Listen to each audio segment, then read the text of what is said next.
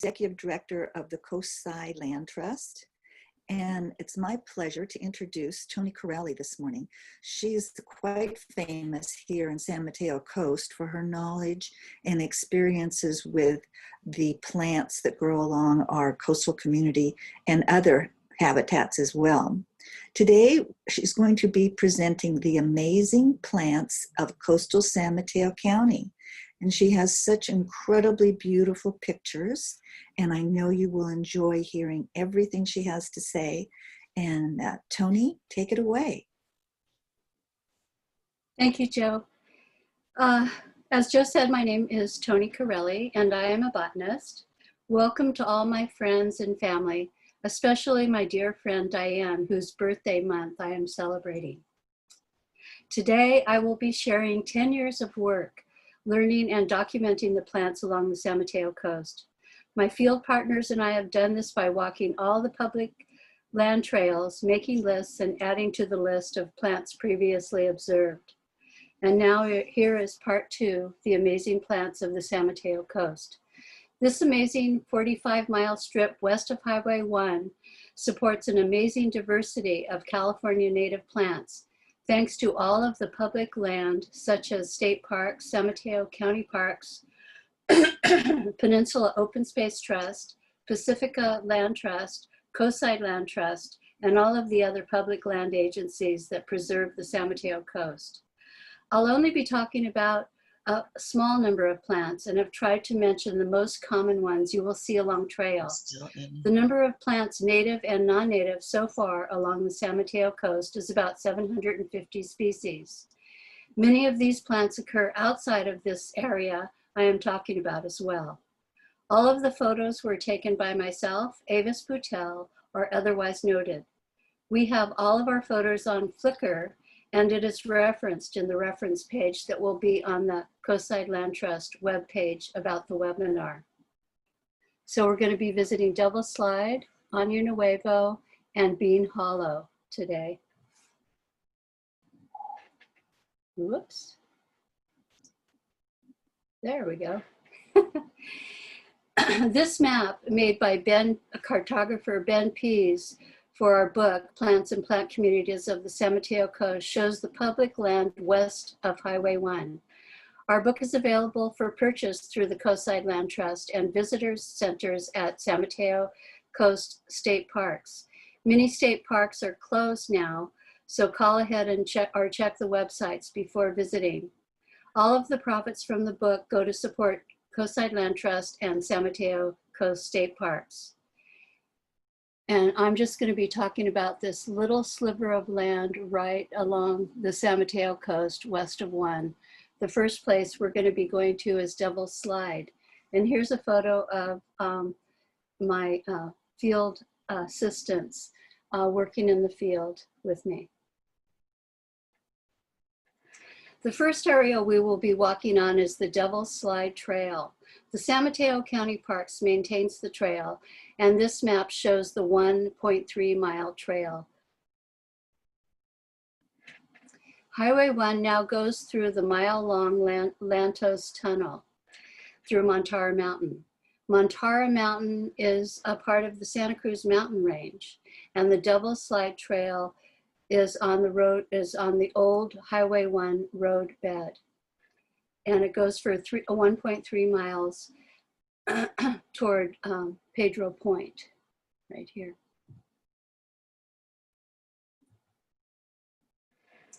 The trail is on the old road bed of Highway 1. You can see the fog coming up and how steep those slopes are. So what are the factors that influence the plants and animals here? The weather here are strong winds and lots of fog that gets trapped coming up the mountain. The topography is steep slopes, mostly west facing, but some also south and north facing. The elevation along Devil's Slide is about 240 feet at the south end and 500 feet at the north end. The soil at the south end is granite, and this granite is the only granite you will see west of Highway 1 on the San Mateo Coast. It came up on the San Andreas Fault from the Southern Sierra millions of years ago. At the northern end of the trail, the soil is shale and sandstone, thrust up and folded. The geology is complicated here, a combination of different rocks and tectonic forces, making the soil here unique. The biotic factors include the removal of non-native Jubeda pampas grass that used to overwhelm the Devil Slide natural plant communities. Devil Slide and this part of the San Mateo Coast has a different microclimate because of the higher elevation, steeper slopes, more fog, and wind, making it more humid. This slide and many more about the history, wildlife, plants, etc. are available for viewing through the San Mateo County Devil Slide coastal webpage shown below the slide. There are many interpretive signs all along the trail. And here you can see the trail and the granitic rock formation, the sedimentary rock formation, and the Franciscan complex. Those are what make the soil at Devil Slide.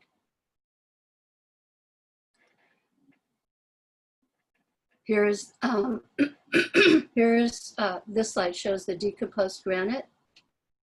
And this slide shows the sedimentary and Franciscan soil formation.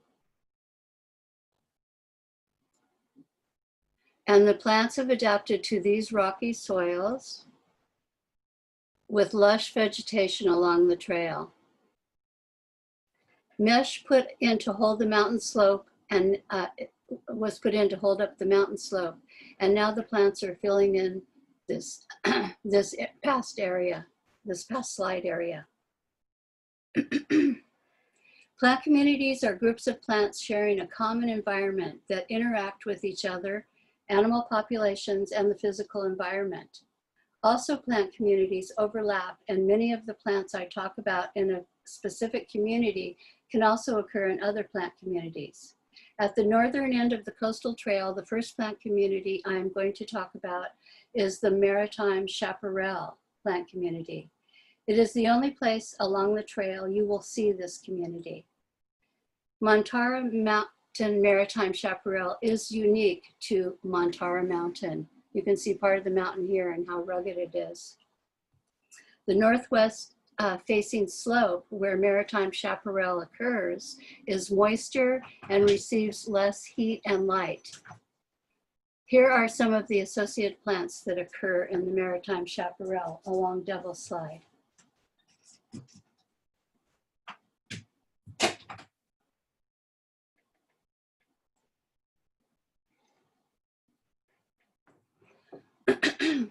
The California huckleberry, Vaccinium ovatum, is in the heath family, the Ericaceae.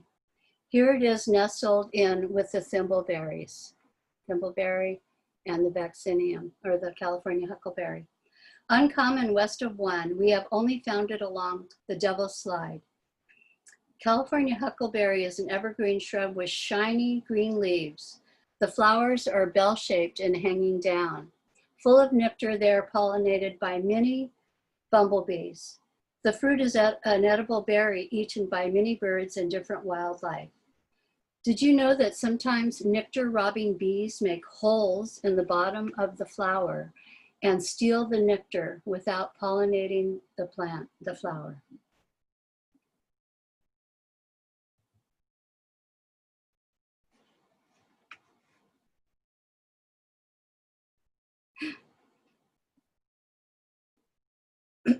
Blue blossom ceanothus, Ceanothus thyrsophloris, is a large shrub, common along the Devil Slide, but very uncommon west of Highway 1. Blue blossom has clusters of many small blue flowers. The individual fruit is called a capsule, and it includes 3 seeds.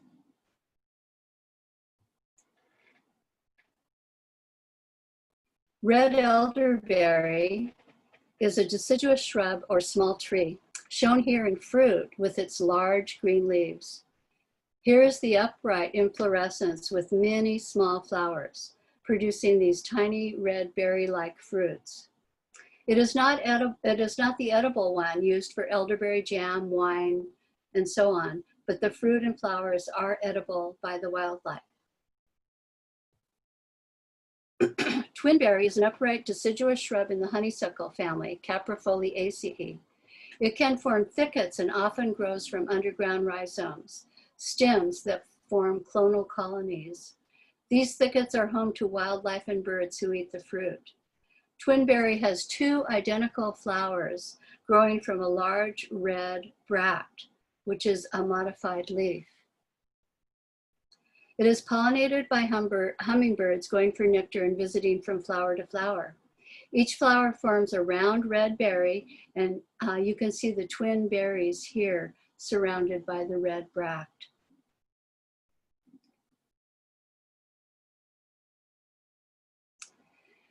I promised you an orchid, so this one, the rain orchid, is in the orchid family, Orchidaceae. It was found here in the Maritime chaparral at Devil's Slide. Many of these plants can occur in other locations and plant communities. The orchid family is the largest family with the most species in the world. We have 7 native orchid species in San Mateo County. Often before flowering, you will see the basal rosette of 2 to 3 leaves. These are providing nutrients for the developing inflorescence. The flowers are produced on an elongated inflorescence, referring to the scientific name elongata. The orchid families have flowers have a lip that is a little bit different than the sepals and petals. It is the lip that guides the insects into the pollen structures, into the anthers here. Those are just a few of the, well, it has 2 petals and 3 sepals as well, and that's the lip. Those are just a few of the plants in the Maritime chaparral. We will be moving to the coastal scrub now at Montara Mountain.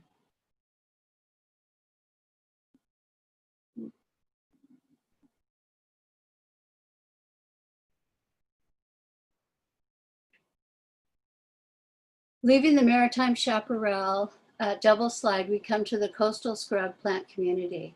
There are 2 coastal scrub plant communities based on the slope aspect and the dominant plants. We have the California sagebrush plant community on the north-facing slopes, on the drier north-facing slopes. The California sagebrush is the dominating plant. The coyote brush the coyote brush coastal scrub plant community on the north-facing slopes, where the coyote brush is the dominant plant. The California sagebrush coastal community occurs on the southern slopes, and then they come together in the gullies. The first plant I'm going to talk about in the coastal scrub is the California sagebrush, shown here growing with poison oak and blue witch. The California sagebrush is an evergreen shrub in the sunflower family and has fragrant gray-green thread-like leaves and slender stems. Oops. It grows all along the San Mateo Coast west of 1. The flowers are located at the end of the newly grown, new growing stems. The flowers are in heads with disc flowers only, and you can see the mini disc flowers in the upper right slide. Sagebrushes are in the sunflower family and should not be confused with the common name sage that is used for some members of the mint family. California coffeeberry is an evergreen shrub here, and here it is growing with the California sagebrush. The plants are kept low growing here, sheared by the wind. The leathery leaves are similar in color on both sides. The small cluster of yellow-green flowers produce these fleshy fruit with 2 seeds inside. Did you know that the seeds germinate after going through the digestive tract of wildlife? Next, we'll be looking at the hanging gardens of Devil's Slide. The hanging gardens of Devil's Slide, shown here on granite, are made when the plants slide down the slope and get caught on the ledges. also by seeds that have slid down the slope and germinated. Plants also slide down to the bottom of the slope or grow from seed and start a whole new community.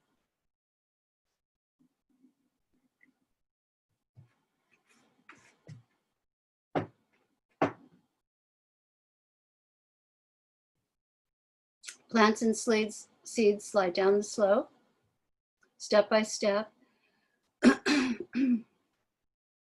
landing on the ledges, diagonally here on the sedimentary and Franciscan hanging gardens.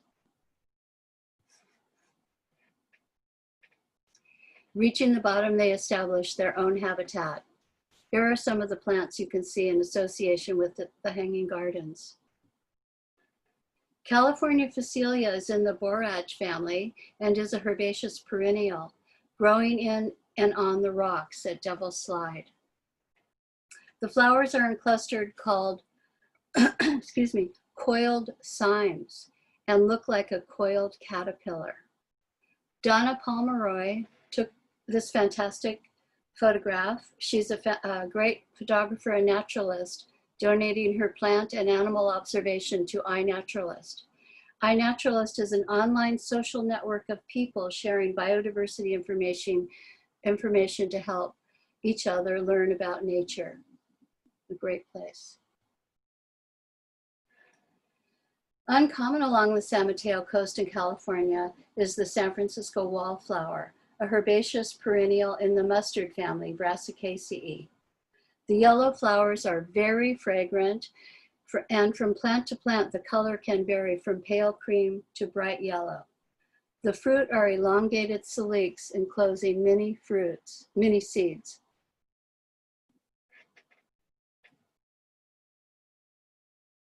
San Francisco campion is another herbaceous perennial living on the decomposed granite at Devil's Slide. The flowers are bell-shaped with 5 lobed petals.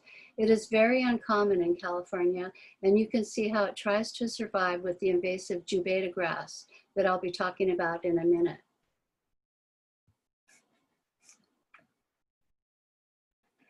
This may be the slipperiest slope at Devil's Slide, straight up and down. Here are the bright yellow flowers occurring there. I think one of our 3 goldfields are Lasthinias. I haven't been able to get there for identification. Growing on the slippery slope are lots of other things too. Don't you wonder what they are? Removing the pampas Jubeta grass is an ongoing process. Each plume can produce thousands of seeds, and removing mature plants is very difficult. Going native, a habitat restoration company with the nursery in Wasp Beach has worked in the past with San Mateo County Parks removing the existing plants.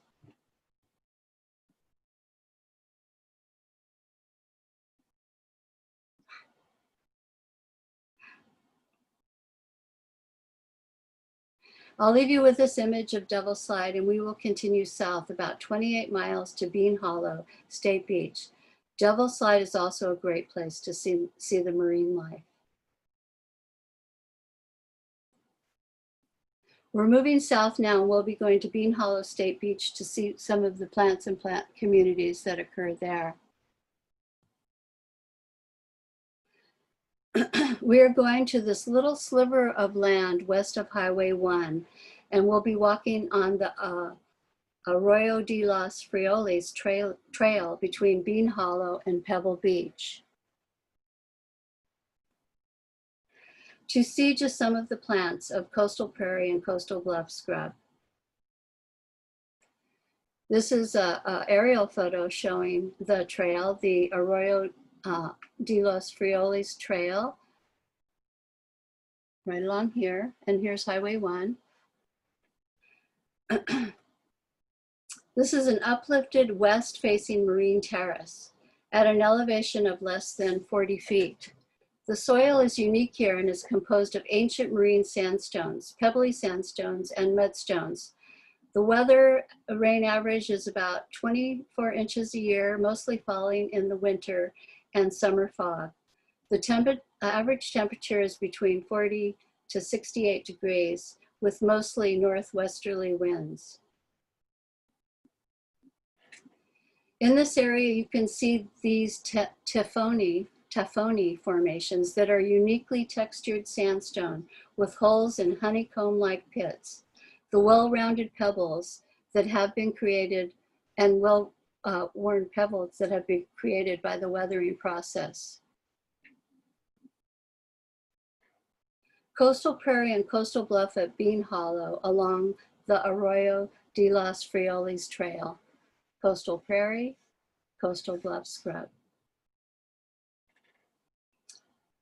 Excuse me. Dense coastal scrub with lizardtail, coyote brush, bluff lettuce, beach strawberry, and coastal buckwheat, all plants seen in Half Moon Bay during the first webinar.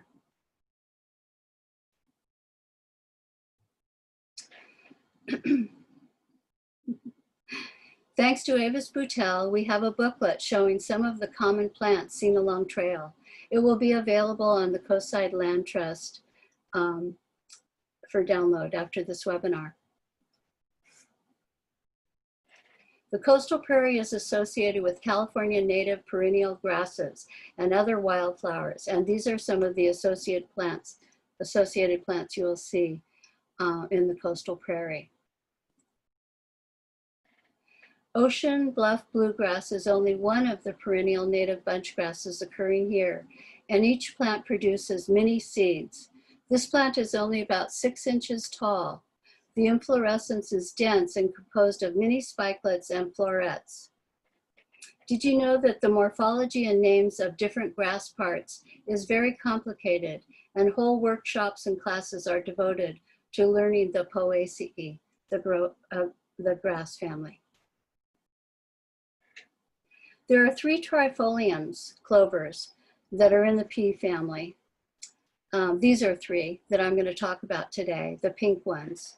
The inflorescence is in a head with many pea-shaped flowers. This is a head with pea-shaped flowers. There are 8 different California native trifoliums that occur along trail, and it is a great place to see them here at Bean Hollow. The next slides will show how to tell these 3 pink ones apart: the bearded clover, the graze clover, and the cow clover.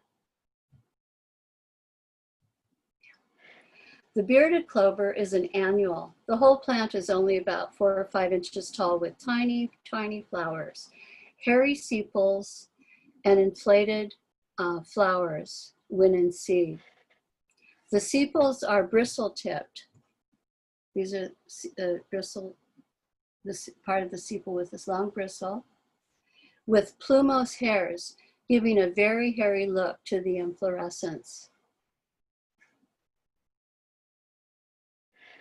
Graze clover is also an annual, but taller and more robust than the bearded clover. The flowers are longer, much longer than the sepals. The sepals are hairy, but not as hairy as the bearded clover. The cow clover is a herbaceous perennial and occurs in the moister areas. It has a much larger flower head, and there are no hairs on the sepals or the inflorescence.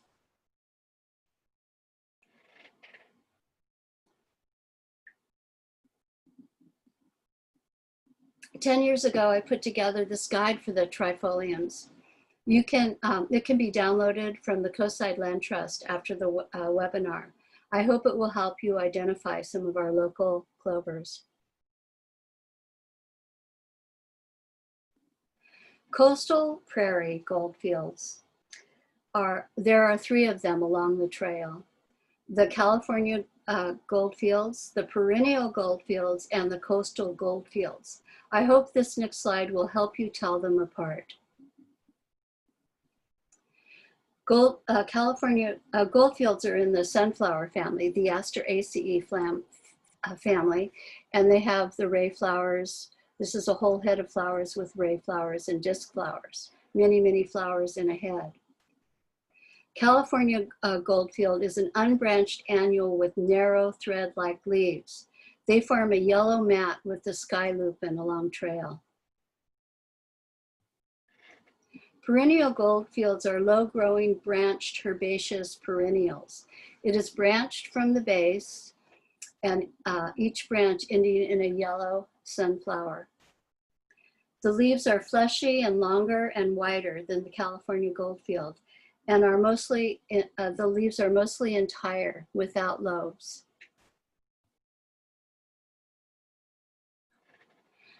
Coastal goldfields is a low-growing, more robust branched annual. The leaves are succulent-like and often lobed. That's one leaf there, and those are the lobes. One lobed leaves. So those are the three goldfields, the Laucinias, that you'll see west of 1 at Bean Hollow. Now we're moving on to we're leaving the coastal prairie and moving on to the coastal bluff scrub. It occurs next to and intermingles with the coastal prairie. It is covered with low-growing perennials and woody shrubs like you see here. Western poison oak forms a thicket along the trail, pruned by the wind, the salt air, and wildlife. Leaves of 3, leave it be. These are the 3 leaflets.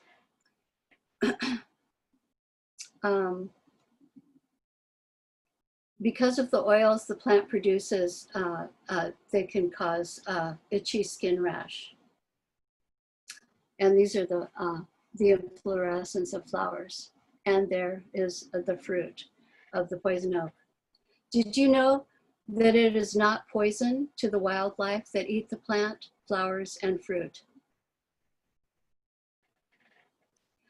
Coast angelica is a large herbaceous perennial in the carrot family, Apiaceae, a family related to celery, carrot, parsley, and many edible herbs and seeds. But some are also poisonous plants like poison hemlock. The flowers are in an inflorescence called an umbel, then divided again into tiny umbellets with many flowers. The leaves are compound, very large and compound, meaning that they are divided into many leaflets. There are 3 cudweeds or pseudo-naphthalliums along the trail. In the sunflower family, these plants have only disc flowers. The California cudweed, photo on the left, is a tall herbaceous perennial with fragrant leaves. They smell like maple syrup to me. The shiny inflorescence is branched and each flower head is surrounded by shiny phyllaries.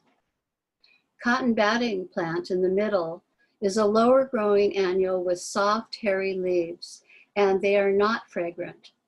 At the top of the plant are many clusters of disc flowers.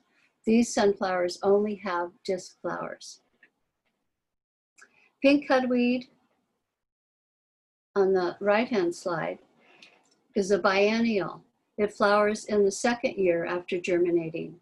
It is upright and narrow with maple syrup scented leaves. It has a branched inflorescence with tiny, small, pink flowers and phyllaries. In the sunflower family, the flower heads are surrounded by these phyllaries. Did you know that when you eat an artichoke, you are eating the fleshy part of the phyllary?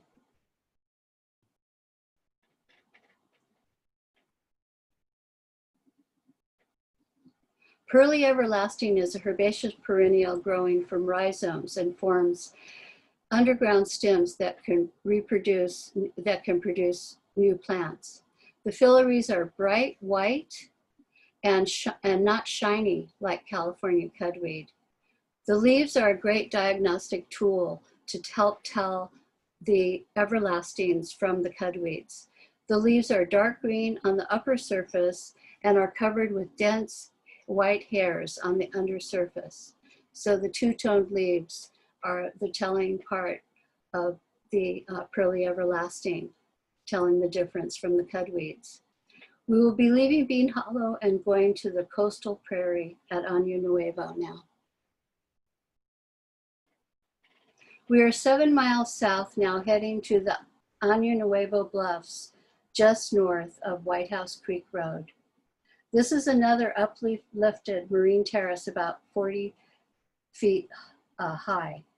The soil is made of thinly layered mudstone, and the marine terrace faces west. The weather here is the average rain is about 24 inches per year, and the temperature ranges from about 40 to 70 degrees.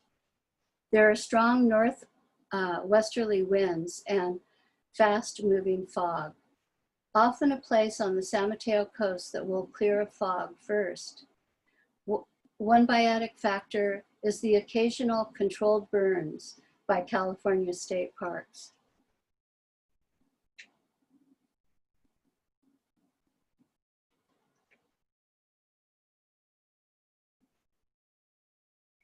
The soil is composed of mudstone and silt, a heavier and wetter soil than the marine sandstone that I've talked about before. At Nuevo, we will be walking on the Atkinson Bluff Trail. It's about a half a mile long, and this is the whole extent of the coastal prairie there. The biggest coastal prairie we have on the San Mateo Coast, the largest. This is one of the interpretive signs, shows us where we are up here. This is where we're going to be. This is the all of Nuevo, including over on this side as well. But the Atkinson Bluff Trail is right about here. It tells about the benefits of controlled burning on this coastal prairie. The indigenous people who lived here for thousands of years set fires to encourage plants important to their way of life. Burning kept the grasslands clear for good hunting and food harvests. Without fire, this prairie would quickly convert to shrubs. Now prescribed burns are used to maintain this habitat, as it has been for centuries.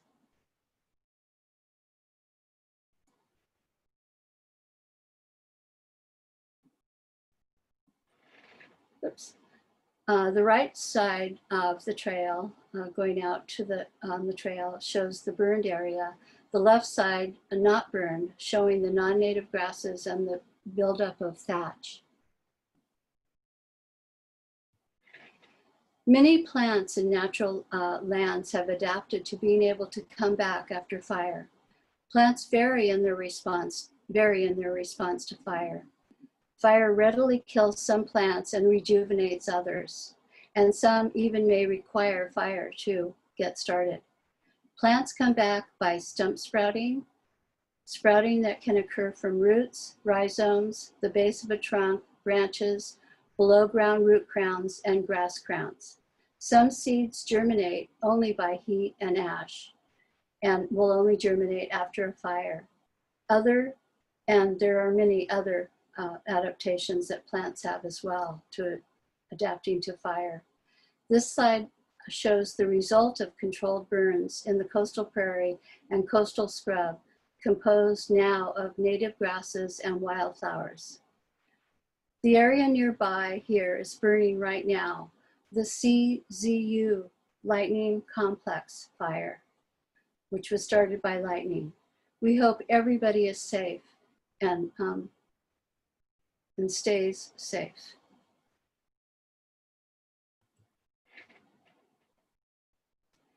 Here are some of the native plants you will see along the Atkinson Bluff Trail in the coastal prairie. Harlequin lotus is a herbaceous perennial in the pea family. The flowers are in clusters of 6 to 10 individual flowers, multicolored pink and yellow. They have a wonderful scent that is released from the nectaries inside the flower, attracting pollinators. And me, it is my favorite smell. Once pollinated, the fruit develops into this elongated pods with 3 or more seeds inside.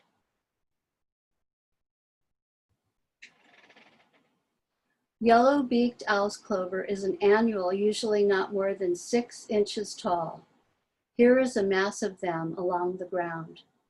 The plant elongates as it flowers up the stem and the individuals are in the axil of the leaves. You can see the just open flowers at the top of the plant, and these are the flowers already going to seed. Each flower has an upper lip called a beak, its 2 fused petals, and a lower lip with 3 pouches. The flower fades pink in age. It is a hemiparasitic plant, a partial root parasite, having its roots in the surrounding roots of neighboring plants, getting added water and nutrients.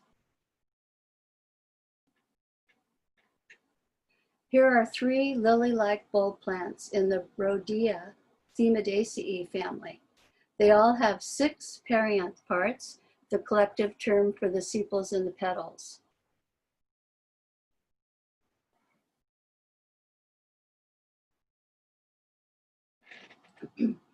Ethereal spear and white Rhodea have 6 stamen, and dwarf Rhodea has 3 stamen fused into the perianth tubes. 6 stamen, 6 stamen, and the 3 stamen fused here in the dwarf Rhodea. Dwarf Rhodea flowers are on a very short peduncle. The other 2 plants are on a very long peduncle, stalk to the inflorescence, and with several flowers, where the other 2 have a showy number of flowers, more number of flowers. The narrow leaf self-heal is an annual in the mint family, Lamiaceae. It forms these purple mats growing in wetter areas. Narrow leaf self-heal has a densely clustered inflorescence with many individual flowers. And each flower produces 4 seeds called nutlets.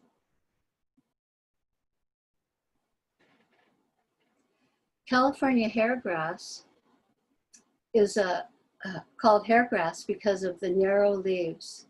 It is a perennial bunch grass that forms large clumps, as you see here, leaving space in between for the wildflowers and small animal trails. Because of the heavy mudstone soil, water sits on the ground for longer here.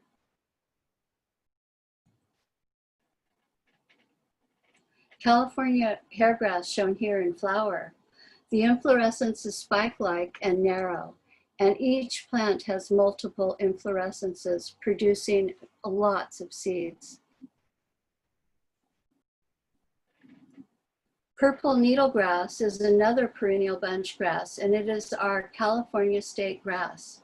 It can be seen blowing in the wind here, the north wind. The purple needlegrass gets its common name from the spikelets with 2 awns. These awns can be from 4 to 10 centimeters long and help the plant when it goes to seed, blowing in the wind or getting caught on the fur of animals. Narrow-leaved mule's ears with their narrow mule-like ears in the sunflower family. The flowers are in heads with both ray and disc flowers. The yellow strap-shaped petal-like structures are individual flowers. The ray flowers, one ray flower, all these are ray flower, ray flower, ray flower, ray flower, capable of producing seeds. And the disc flowers are in the center, and they have small flowers with 5 lobed petals. The narrow leaf mule's ears, all of those individual flowers can produce a single seed called an achene. So it produces many achenes.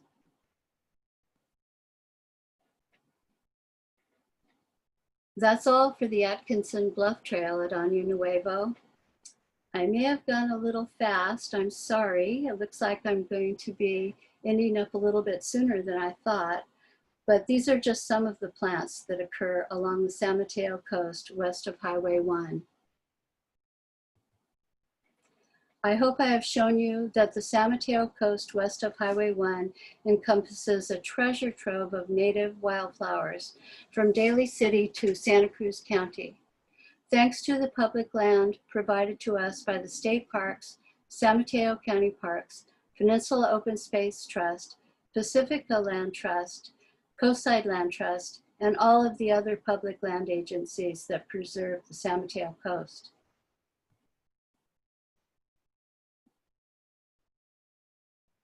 Just to mention a little bit about restoration done by the many public land agencies, like Coastside Land Trust and California State Parks.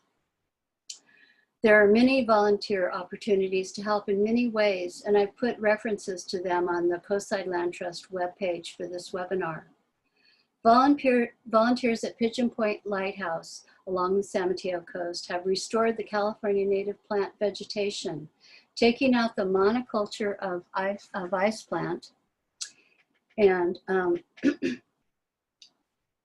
here's the ice plant, and planting native plants that were grown in the state park nursery at Francis State Beach, now attracting wildlife and to the park and wildlife to the plants, the native wildlife.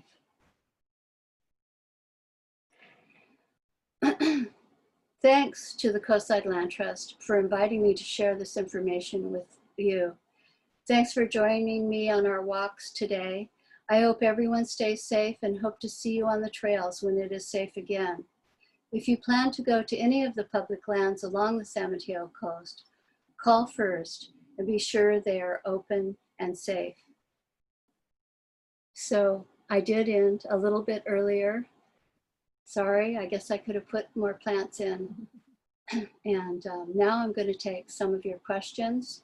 And if you have the slide number written down, if you have a question about a specific slide, that will help me answer your questions a little bit better. Thank you very much, Toni. Sorry, I ended early. This is wonderful. Take a few questions here. We have a question from Susan, and she's curious about sort of the general time when plants bloom on the coastside. Oh, yeah. Oh, that's a great question. Yes, our plants on the coastside mainly bloom from March through July, but even now there can be some plants seen in flower. Many of the plants I've shown you today have already flowered, but now you can see them in fruit, producing their seeds along the coast. Awesome. Let's see. This is actually someone who is anonymous, but they asked, is there a standard for common names of plants the way that there is for birds? Yes, a good question. Common names change from place to place, and scientific names change from time to time. So you may go to another place. I've used the most common name used for our local area. If you go to another place, they may have different common names for the same plant. So you only know when you're talking about the plant if you maybe associate it with the scientific name or show them the plant. And then you can say, oh, I call that Johnny Jump Up. And oh no, I call that the yellow violet. So yes, common names are there are many common names for the same plant. Great. And Lindsay asked a question, this is a good one for right now, which is, which coastside plants do you know of that will appear first in these burned areas? In the burned areas? Well, so you mean the burned areas that have been burned or the coastal prairie that I've been talking about? On the coastal prairie, the grasses, you really see the rejuvenation of the perennial bunch grasses really first, probably. And then, you know, the other wildflowers start to come in. If you're talking about a wooded area, you'll see the germination of fire following annuals from seed. first, and you'll see the stump sprouting of many plants, like the redwoods will stump sprout, and they'll send out little new little plants from around the old growing plant. So yeah, it greens up very quickly. It does take a while to recover. Probably won't, those fires that we've had here probably will take years to recover. It'll be a slow process, but we can watch that process, learn from it, and, you know, and go out there and see it happening. And the last one, this is a good one to end with. I think Mary Ann was asking, do you have a favorite spot along the coast and west of Highway 1 to see these plants? I think I've shown you my favorite spots. I live in Half Moon Bay. I've lived here for 30 years, and it's my favorite spot. But the other areas that I've shown you, the Devil Slide, Wave Crest, Nuevo, Bean Hollow, they're all unique and different. They're all composed of different microclimates and soil types, producing all different kinds of plants wherever you go along the coast. And yeah, Half Moon Bay.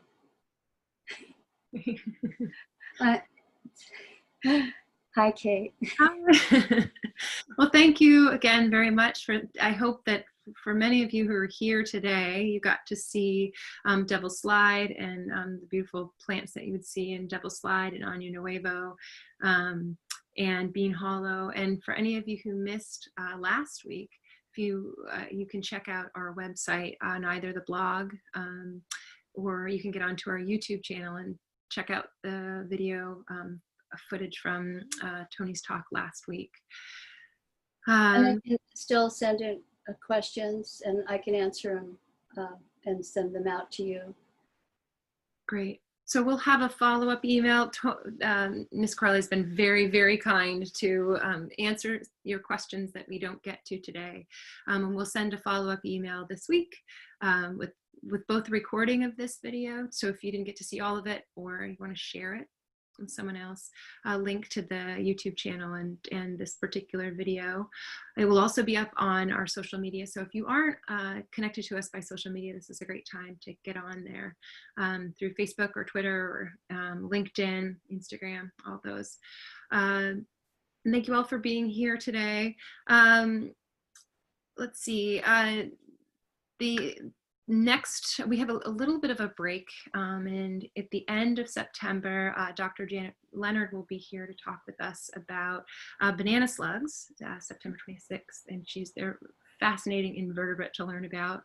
So we will, please look for your follow-up email with all of Toni's follow-up information.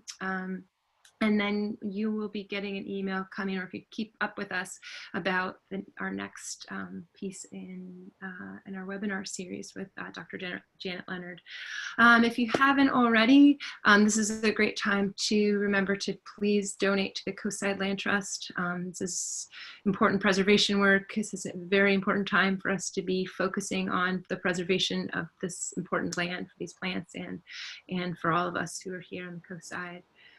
And thank you to those of you who have already done so. So thank you very much, Toni Corelli. We're grateful to have had you here. Bye, everyone. Thanks for coming. All right. Thank you. Bye-bye. Bye.